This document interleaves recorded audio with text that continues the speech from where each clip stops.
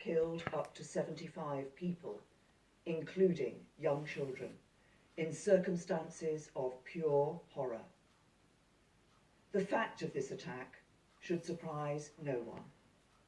The Syrian regime has a history of using chemical weapons against its own people in the most cruel and abhorrent way. And a significant body of information, including intelligence, indicates the Syrian regime is responsible for this latest attack. This persistent pattern of behaviour must be stopped, not just to protect innocent people in Syria from the horrific deaths and casualties caused by chemical weapons, but also because we cannot allow the erosion of the international norm that prevents the use of these weapons. We have sought to use every possible diplomatic channel to achieve this, but our efforts have been repeatedly thwarted. Even this week, the Russians vetoed a resolution at the UN Security Council which would have established an independent investigation into the Duma attack. So there is no practicable alternative to the use of force to degrade and deter the use of chemical weapons by the Syrian regime. This is not about intervening in a civil war. It is not about regime change.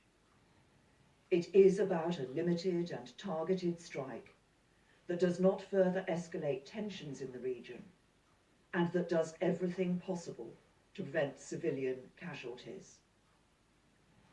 And while this action is specifically about deterring the Syrian regime, it will also send a clear signal to anyone else who believes they can use chemical weapons with impunity. At this time, my thoughts are with our brave British servicemen and women and our French and American partners who are carrying out their duty with the greatest professionalism. The speed with which we are acting is essential in cooperating with our partners to alleviate further humanitarian suffering and to maintain the vital security of our operations. This is the first time as Prime Minister that I have had to take the decision to commit our armed forces in combat, and it is not a decision I have taken lightly. I have done so because I judge this action to be in Britain's national interest. We cannot allow the use of chemical weapons to become normalised within Syria, on the streets of the UK, or anywhere else in our world. We would have preferred an alternative path, but on this occasion there is none. History teaches us that the international community must defend the global rules and standards that keep us all safe.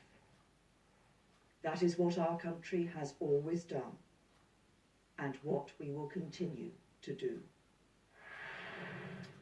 Theresa May there, and as I say, Donald Trump has already been on television here addressing the nation.